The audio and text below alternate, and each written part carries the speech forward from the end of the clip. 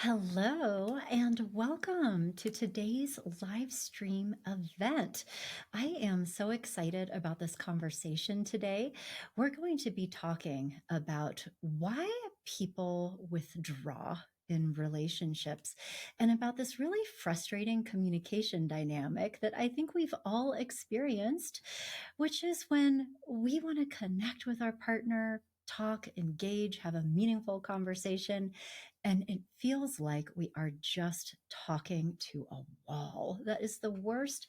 And not only is this communication dynamic frustrating, it can also be quite toxic and damaging to a relationship, especially if it turns into a pattern that is a habitual thing that makes it feel like you can never talk through things productively. So, I'm so excited for today's topic. I hope that you get a lot out of this. I look forward to hearing your questions and answering them. But also, I'm so excited about this new event series. So, today is our inaugural conversation, but we are going to be back here every Thursday at 2 o'clock Eastern Time, 12 p.m. Mountain, a live event series that I'll be streaming through YouTube, Facebook, and Instagram that is all about having a conversation about the things we're talking about on our podcast, on the articles that we write for our site. I've noticed over the years that people come with so many great questions. And really, I think there's a hunger to be talking about what's going on with you. You know, there's a lot of tips and advice and general information out there, but nothing can really replace having the opportunity to dig into what you're experiencing in your relationship or in your career or in yourself, and really be able to talk through the context and get some advice and a different perspective that's really tailored to what you are experiencing in your life. So I'm carving out this time for us to connect every single week and talk about your love, your happiness, your success in order to support your growth. So I'm glad you're here with me today, and I hope to see you here again in the future. So, thank you for submitting your wonderful questions on this topic, and I am really excited about addressing all of them. But before we dive into our topic, I'd like to spend just a few minutes talking about this in general, like why people shut down, so that you have a conceptual framework upon which to hang the different things that we'll be talking about over the course of our time together today. And first of all, I just want you to know that this is an incredibly common dynamic. I see couples struggling with this issue all of the time as a marriage counselor, as a relationship coach. One of the primary reasons that people reach out to me or to my practice growing self is they feel that communication is the biggest problem in their relationship. And when we dig into what about communication is feeling so problematic, it is often some variation of this. They have fallen into a pursue withdraw dynamic that feels really bad for both people. So, I have some ideas and perspectives that I'd like to share with you around why this happens and some things that you can do to begin correcting this dynamic in your relationship. But again, I'm really here to answer your questions. I want to know what's going on in your life related to this topic, so that I can help you think through what's going on if you have a withdrawn partner and how to resolve that. So if you have questions, please drop them in the chat right here so we can talk through them. So first of all, let's just talk about what this looks like in general. The first thing that you should know is that when this can look different in different relationships, but the thing that you want to be alert for is whether or not when you are trying to broach a conversation or initiate a conversation, your partner either goes quiet, goes inside of themselves, stops engaging, doesn't really respond. That can be one manifestation of this. Also, it can look like people simply leaving, and not always in a hostile way. I mean, sometimes people can get up and walk out of the room in a huff, but sometimes it is saying, oh, you know what, I forgot this thing, there's something on the stove, and end the conversation. um, there are other ways that withdrawing from a conversation can manifest. Interestingly, somebody just immediately agreeing with you or trying to pacify you or appease you or, yep, whatever you want, never happen again. Thanks for bringing it up. Okay, bye. So they're sort of saying the right things, but possibly not really getting what it is that you're trying to say. It feels superficial, it feels avoidant, it feels evasive, and kind of are left with the impression that they're just trying to get away from you and from this rather than stay in the ring. Um, and yet, one other manifestation of withdrawn or avoidant communication styles is somebody getting really defensive. So, but also like not engaging with you in an argumentative way. Say, nope, that's not what happened. You are wrong. I see it differently. I guess we'll just agree to disagree. Um, and shutting the communication down. It just feels like they are so attached to their perspective, their point of view, that they're really not interested in what you have to say at all. And it doesn't feel like an opportunity to have a connection or to have a dialogue. And so this happens for a variety of different reasons. And um, the reasons can depend on the individual variables that somebody is bringing into this. So, for example, it could be that somebody will automatically and instinctively withdraw from a conversation that is starting to feel heated if they grew up in a highly conflictual home and they get triggered by people getting escalated. To them, it feels like danger, it feels like something they need to get away from. It's a very protective response that they might not even be aware of. It's just so automatic. Other people might have core beliefs around conflict or disagreements as being negative, bad things that need to be avoided. And they may not have developed the kinds of skills and strategies that are really necessary to have courageous, productive conversations about important things.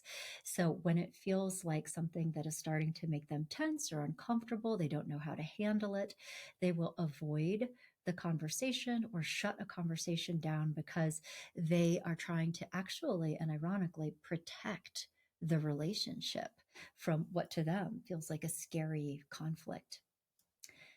Additionally, people will sometimes engage in avoidant behaviors or withdraw from communication if they don't trust you to have an emotionally safe or respectful conversation. If they have had experiences with you or with others in their past where it feels like it doesn't really matter what they think or feel, where they won't be listened to or responded to with respect and compassion, um, or if they feel that you have an aggressive communication style, it will create this sense of inhibition, like it's not okay for them to really be authentic or honest, because they're worried about the consequences to them if they will, experience a lot of anger from you, or if they will really upset you in ways that feel like it shuts them down. So sometimes withdrawing from a conversation or refusing to communicate is actually somebody's efforts to try to maintain emotional safety, either for them or to try to regulate your emotions. So it's really important to be thinking about all of these different dynamics. If you are experiencing emotional withdrawal or an avoidance of communication in your relationship. I think that there can always be a tendency to get upset or angry, or I would like to have more communication. Why is this so frustrating?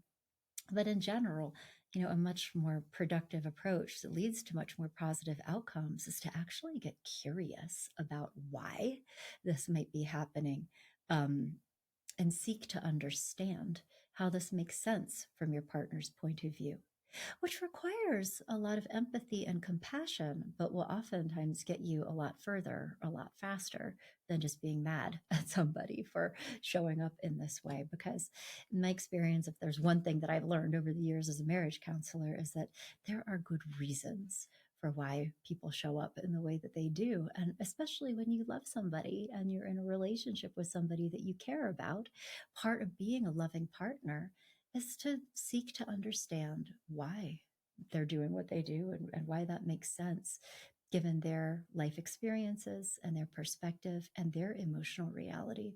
So we'll talk more about this later when we get to your questions.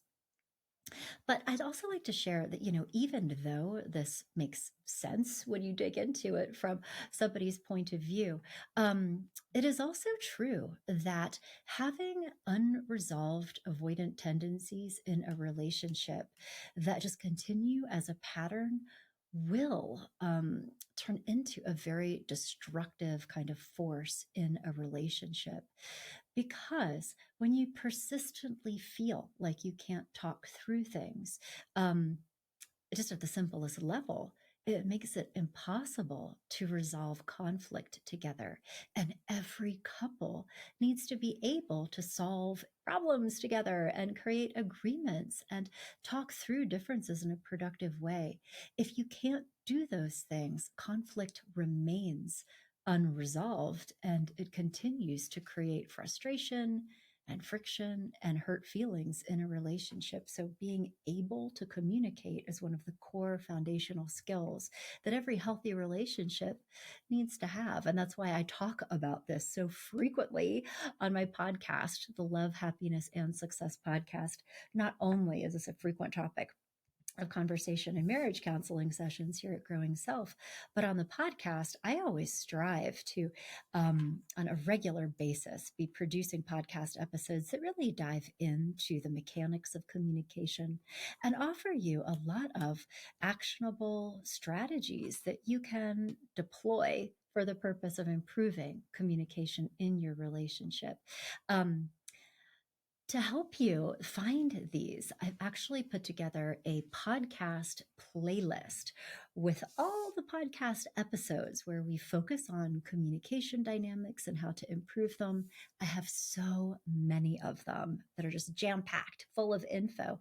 And you can get this if you come to my website, growingself.com/communication.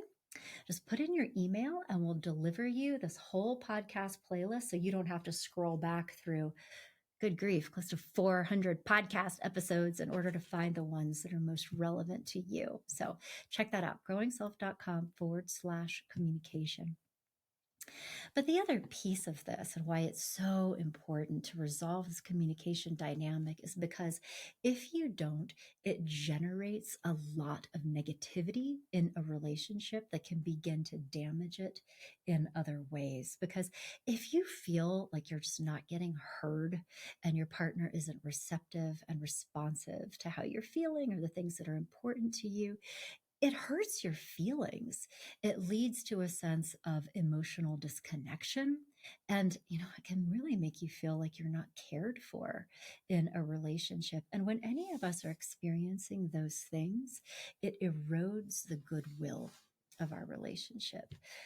Small things. We're more quick to pounce on our partner or be critical or get our feelings hurt or be angry because we have this primary sense of feeling unheard, unloved, and uncared for. So that in itself can be very, very damaging. Additionally, on the other side of this, Even if you are the person in the relationship who is feeling frustrated by the fact that your partner always withdraws or isn't, engaging with you in an authentic way, it also needs to be highlighted that people who are engaging in withdrawn and avoidant behaviors are doing so for a reason. And if this is you, if you tend to be the more avoidant one in your relationship, I will bet you a cookie that it is because you feel like you can't be honest. You feel apprehensive about what might happen. If you are, you feel uncomfortable with all of these big feelings, or you might not even understand what it is that your partner is wanting from you. And you feel shame and anxiety that they want to engage with you in a way that you're like not even sure what they are asking for. So it's like there's a lot here. And there's a lot of, I think, emotional vulnerability and um, tenderness on the part of somebody who withdraws in relationships that isn't often enough part of the conversation. And I think until we can really understand and respect the why behind that and what is contributing to that and how to help people feel more comfortable and confident in speaking openly and confidently and courageously in relationships, you can't really solve the problem. And so I hope that we can get into some of that today as we're answering your questions. So, as for that, I'd love to start addressing some of those now. You guys have sent in some phenomenal questions to me on this subject, and let's just dive right in. And if you have additional questions or comments as we're hanging out here today, bring them. And even if it's just sharing an experience, I'd love to know that too, and really encourage that because, in addition to, questions that I could speak with, I think there's something so powerful about each of us sharing our life experiences. Um, because it normalizes that.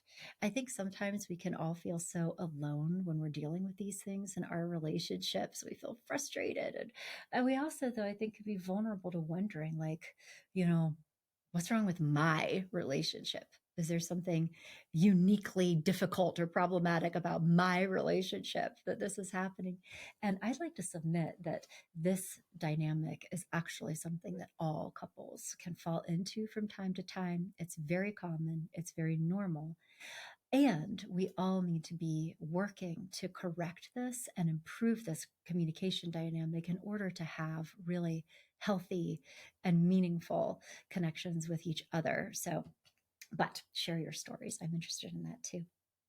So, the first question I want to address, here's one. When I ask my husband to share his feelings, he always says there's nothing wrong, even when he is clearly upset. And I don't know what to do. How can I get him to talk to me?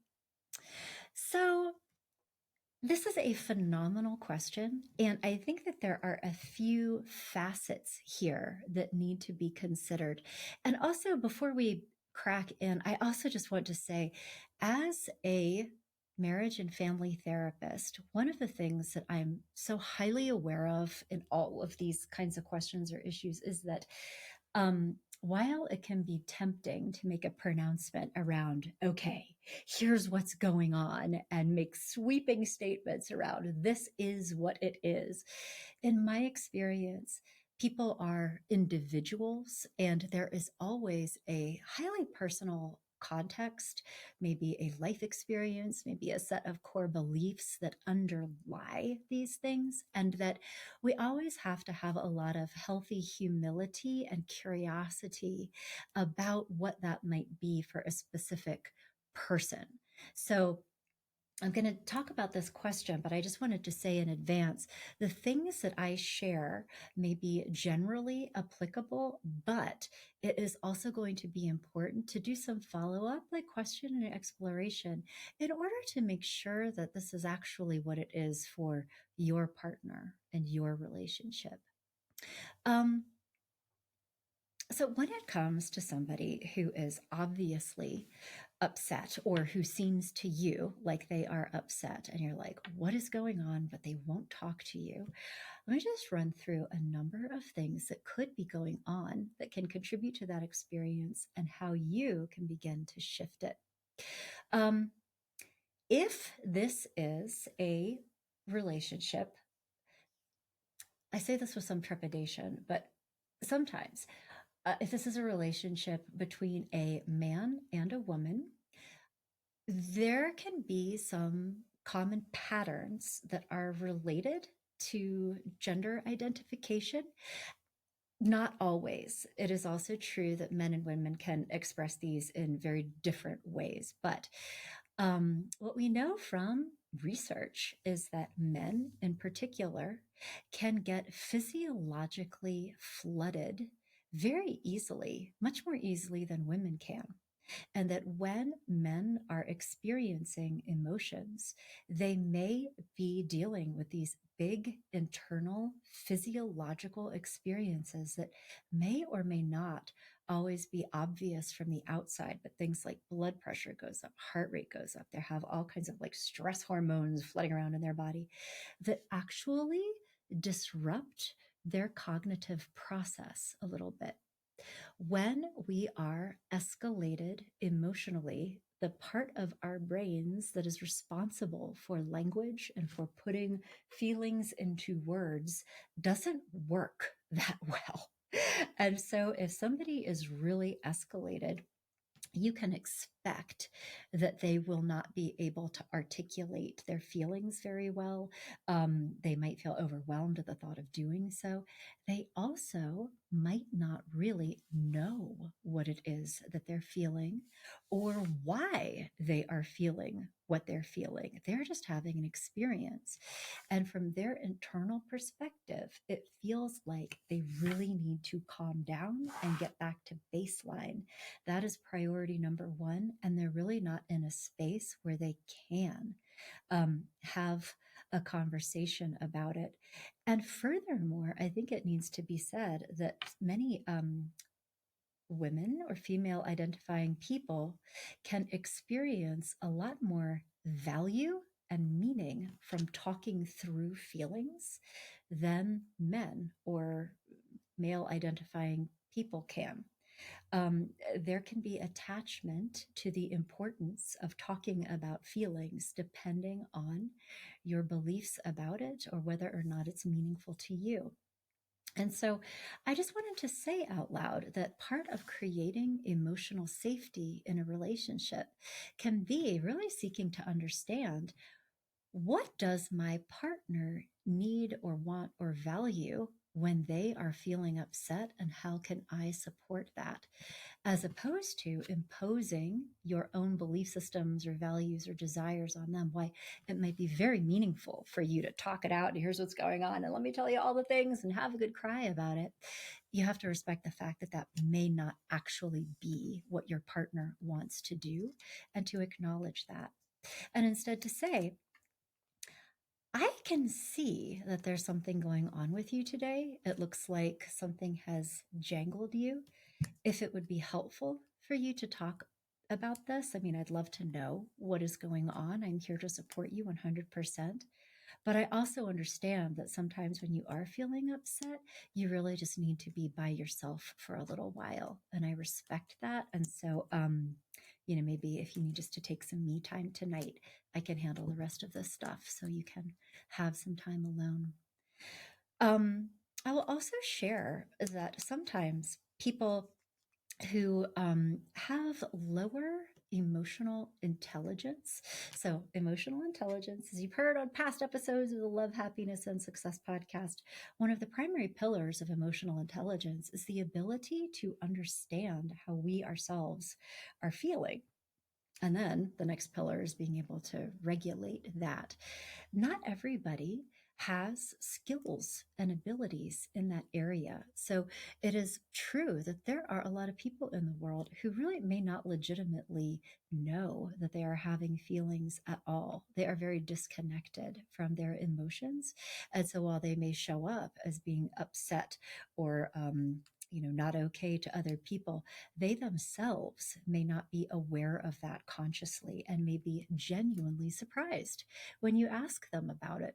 No, I'm fine, because it's not a cognitive thought in their head. So I just wanted to put that out there for you too. I think one of the problems that can happen in this type of dynamic is that the person who would really like to have a conversation and a meaningful dialogue can oftentimes interpret their partners not wanting to do that with them in really negative ways.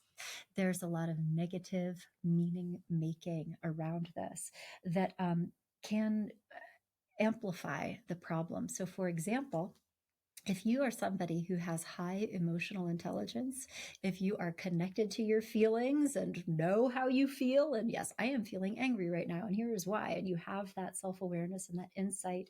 And also, if you're somebody for whom talking through that is really helpful, like, I need to tell you how I'm feeling, and you're sort of an external processor, there can be core beliefs around this is how it should be. This is how we do it. This is what should be happening in my relationship right now.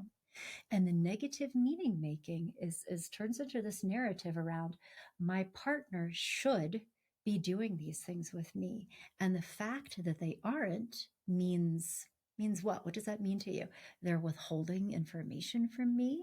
They are of avoiding telling me about things. The assumption is they know how they feel and they know what's going on, but they don't care enough about me to talk about it, or they're not, brave enough to engage in this conversation with me, or they need to let me in. Like, there can be a lot of negative meaning that can be made. And it's just really important for you to hold on to your own self-awareness around that, because if you're buying into these negative stories and becoming angry, becoming hurt, becoming frustrated, you will then become the opposite of what you really need to be in those moments with your partner, which is respectful and emotionally safe. You will instead become hostile and grumpy and frustrated, making it less likely that they will feel comfortable in opening up to you. So there's a lot going on here. So when you say, how can I get him to talk to me? The assumption is that he should be talking to you. Find out if that's actually true. Ask him what he needs, and make space for the fact that he may have a different orientation to this than you do. But also be thinking about, is there something that I can do to create more emotional safety? That if he does talk to me, he's going to have a good experience in talking to me. And then lastly, before we move on to the next listener question, which I'm super excited about, I do want to say that I have additionally seen many times in this kind of relationship dynamic that one person who has a tendency towards a more anxious attachment style will experience anxiety, upset. They are often worried about how their partner feels. They are often concerned that their partner is upset, specifically that they are upset with them. And there's some hypervigilance around this.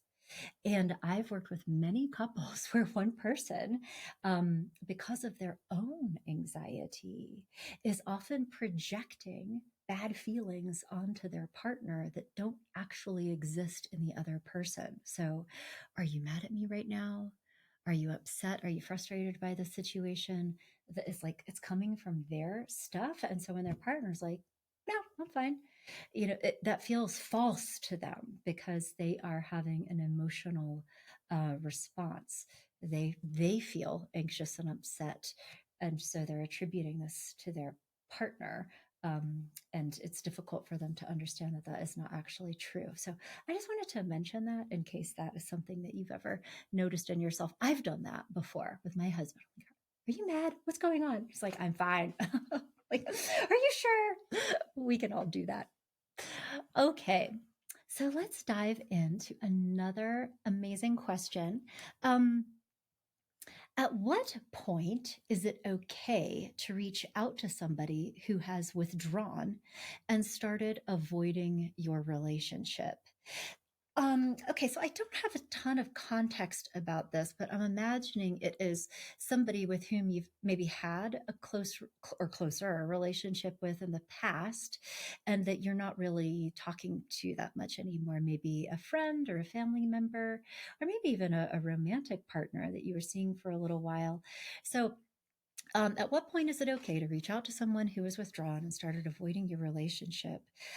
I mean, if somebody it feels like has checked out of a relationship, isn't available, isn't engaging with you in the same way, I do think if this is something and someone that you care about and that you would like to reconnect with, it is absolutely okay to just broach that in a curious way.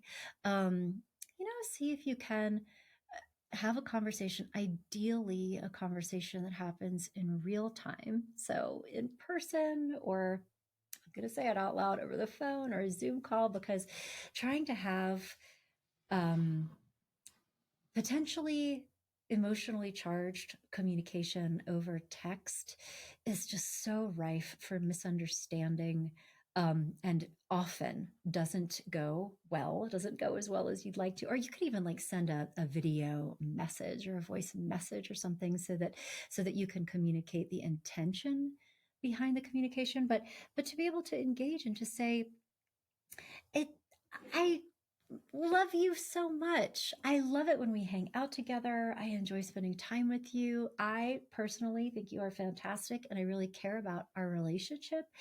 But I've also been feeling lately like you're not as present as you used to be. And I guess I've been left wondering, if this is you kind of communicating to me that you're maybe not as interested in a relationship with me as I am with you, or if there's something maybe that has happened between us that I don't know about that makes you feel like you need to withdraw a little bit. If so, I would love to know what that is so that we could repair our relationship. Um, but also, I don't know if maybe there's just been stuff going on with you contextually, like life stuff that's been getting in the way of feeling like we're as connected as we used to be. But I just wanted to let you know that I love you and I miss you and I would love to reconnect with you. And I would love to hear what's going on with you, like to broach that and see what they say. And if they do not respond to that message, or if they're unwilling to engage in that conversation with you, they are communicating that they really don't want to do that with you. And it's important for you, for us, to be respectful of people's boundaries around things like that, for sure. Um, the other thing to know, is that we may also have expectations for closeness or for connection that other people have different hopes or expectations for. I think that it's very normal for people to have differences in the level of closeness that they even want in a relationship, and just to be curious about what feels like a comfortable level of connection in the person that you are having a relationship with, and making space for the fact that it might be different from yours, that from their perspective, they feel very connected with you and their relationship with you is a good one, but they're just operating at a different level of engagement than the one that you would prefer. So I'll just put that out there too. So, Judy, I hope that that answers your question. If you have a follow-up question related to this, I would love to know, just to have more context. So let's move on to another question. Okay, so Sydney asks, I have a really toxic habit of wanting to leave as soon as an argument gets heated. Any advice? Um, I mean, what I just want to put out there is, I guess, okay, so in this format, it's hard to have like a back and forth conversation. Although if you'd like to share, more info about this, I'd love to hear it. But if I was your therapist or your coach, would be really curious about what is your definition of a heated um, argument? Because I would be curious to know if your definition of a heated argument is somebody is screaming at you and throwing things and calling you names, and it's like, wow, like it's really intense situation, in which case I would say, yeah, get out of that situation. That is not something that anybody should have an expectation of engaging in. That is unproductive conflict. It is not okay. And you absolutely can and should have boundaries around what you are willing to tolerate and what you're not willing to tolerate. So if a very heated argument is turning into like abusive language and really, highly escalated things happening, I would encourage you to follow your instincts and say, you know what? I would love to continue this conversation with you once everybody has calmed down, but I am not doing this with you. So let me know when you're ready to talk through the issues and we'll try again. So that's the first thing that I would like to say. But I would also be curious about, what is going on with you that you are interpreting as being a heated conflict. So, like, for example, if somebody is telling you how they feel, or somebody is saying, when this happened, it really hurt my feelings and I didn't like that. And it made me feel upset with you. And so I'm hoping that we can kind of work through this. If somebody is approaching you in a respectful way with good intentions, but, talking about things that feel problematic to them and that do need to be discussed. And if you're beginning to get flooded to the point where you're not able to stay in the ring with people or engage in, those kinds of courageous conversations, I think that's something worth exploring around why that makes sense. What is it about your life experience, maybe your core beliefs about conflict and what it means? What is starting to happen inside of you that is leading to that reaction? So, like, we have to slow these reactions way down in order to understand them. And I certainly don't know what it is with you, but like in my experience, one example is, somebody who grew up in a home where there was a lot of conflict. Mom and dad were fighting a lot, and it got to the point where mom and dad divorced because they couldn't figure it out. They couldn't have a healthy, respectful relationship with each other. What they may have internalized about that as a young child on a pre verbal level, even, is conflict. Arguments are dangerous. When people have arguments, it will damage the relationship to the point that marriages fall apart, people get divorced. And so a conflict is bad and it is scary. And I need to like get away from this and not, engage with it because it feels like so automatically threatening. And so that would just be one example. There could be a lot of other examples, but it's really slowing down with a good therapist to unpack this a little bit, say, okay, where is this coming from? And how do I want to approach this differently in my relationships in the future? So, how do I know if a conflict is so, intense or toxic that I really do need to set boundaries versus when is this just triggering my, oh, little thumbs up here. When is this just triggering my old stuff? And this is actually a growth opportunity for me. You could certainly dig into this with a therapist, like a marriage and family therapist at Growing Self. We do this kind of stuff all the time, particularly if it's tapping into like past relational trauma. Um, but also working with a really great relationship coach. So, like the marriage and family therapists at Growing Self also practice relationship coaching, which is for the purpose of like, if you're in the situation and say, okay, so I have a goal of being able to stay in the ring with people who are having appropriate and important conversations with me, or at least trying to, so that I can be a better partner for them and so that I can have the kind of healthy relationships that I want, and really breaking it down, like what are the thoughts, what are the feelings, what are the behaviors, and being able to learn how to do things differently in those moments so that you can show up in the way that you would like to, so that you can create more positive outcomes in your relationship. So that would be another thing. But again, This is exactly the kind of stuff that I've gone into extensively on past podcasts, on past episodes of Love, Happiness, and Success. And as I mentioned at the top of this, but I'll say it again in case you weren't here, I have compiled these best of communication podcasts into a curated playlist for you. So you don't have to go hunting around through all like 400 Love, Happiness, and Success episodes to find them. But if you go to my website, come to growingself.com/communication, put in your email, and I will send you this whole podcast playlist with literally hours worth of my best communication advice where we are diving into all of these things. So be sure to check that out for more. Okay, and then I think we probably have time for one last question and then we'll wrap up today. But remember, we're going to be back here next week on Thursday at 2 p.m. Eastern, 12 p.m. Mountain to tackle more of your love, happiness, and success questions. I'll post about what that topic will be before that so you can decide if this is something that feels relevant to you and if you want to join me for that conversation.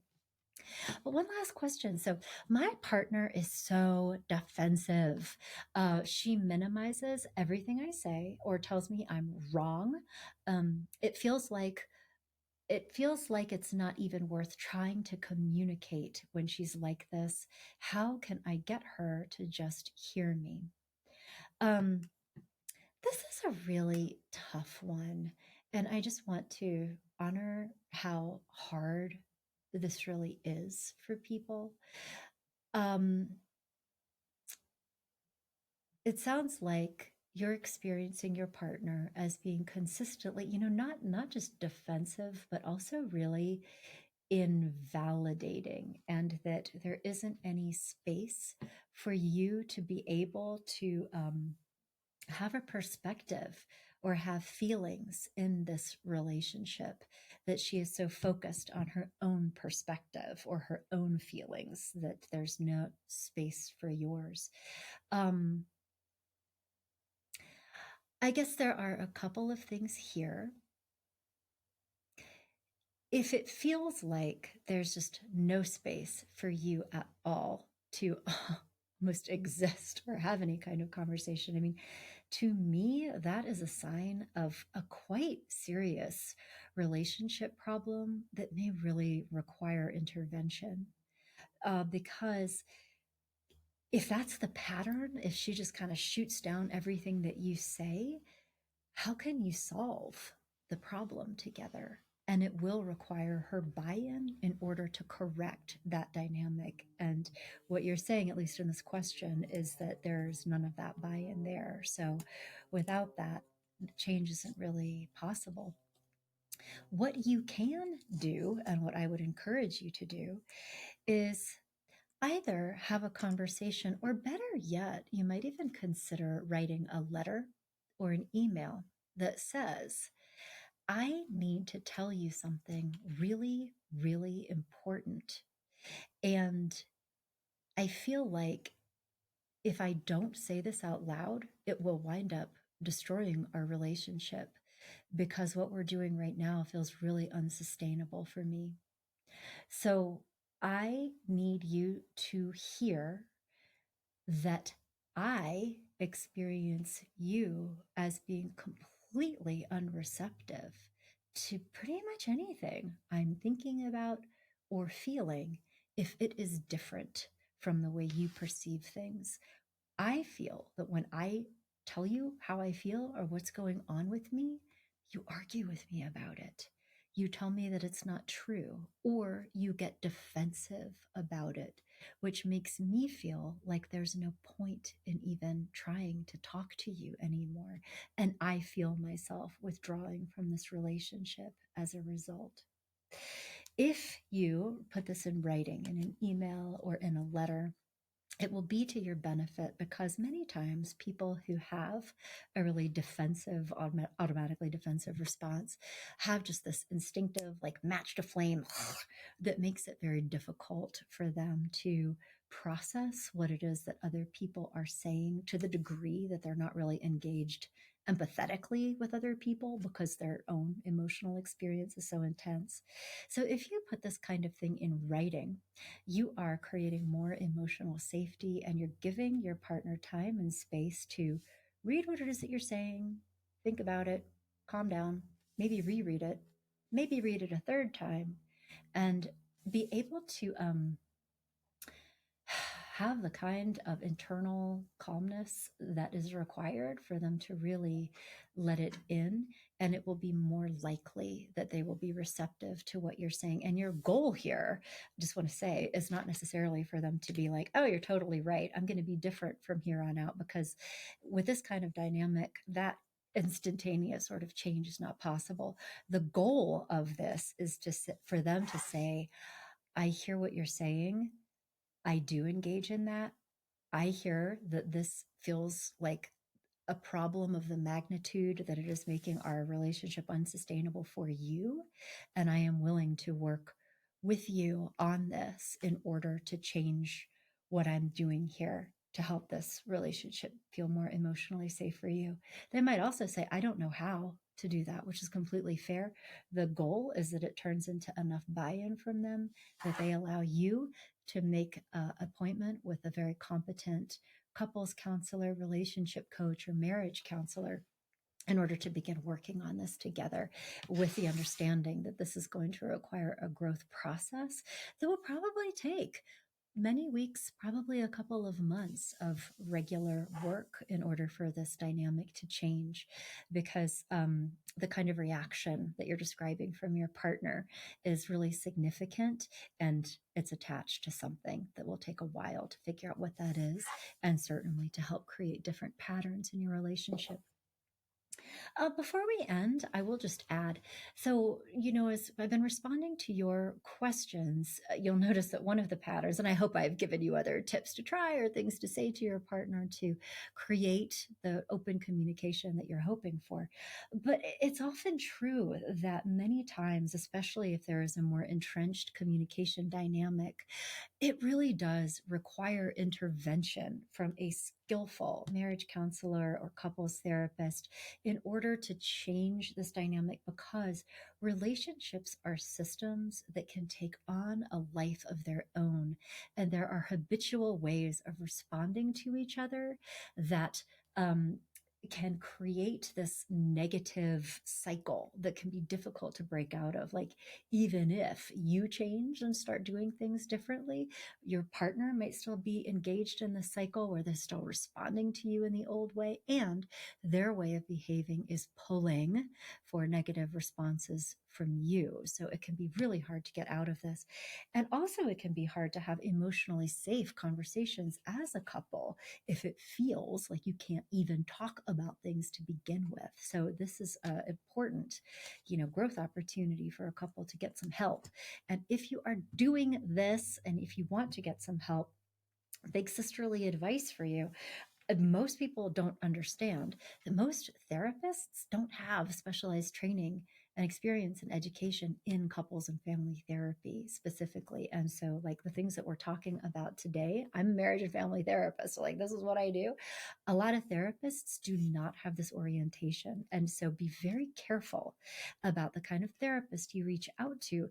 And at the very least, make sure that they have qualifications in marriage and family therapy specifically, so that they have the expertise in order to be able to help you with this. If you go to a therapist who doesn't, like a licensed psychologist, somebody without the systemic training, it will be very easy for them to pathologize one of you, or really, potentially make things worse, because they only know how to do individual psychotherapy. The diagnosis and treatment of mental health conditions is not what we are talking about today.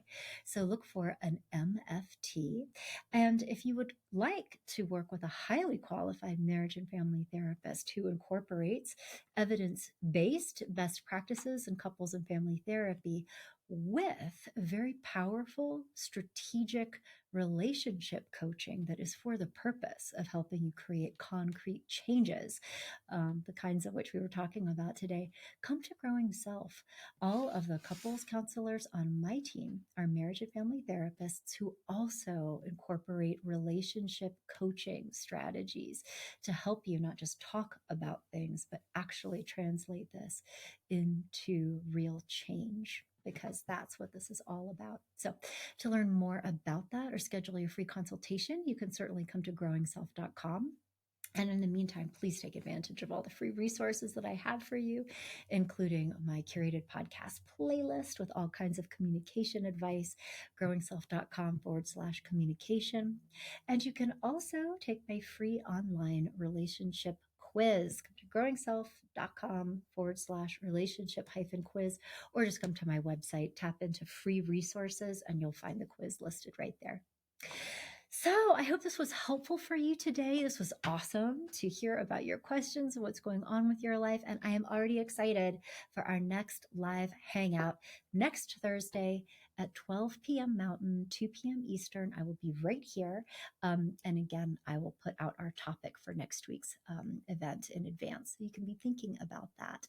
And I'll talk to you then. Okay, thanks for joining today, and I'll talk to you later.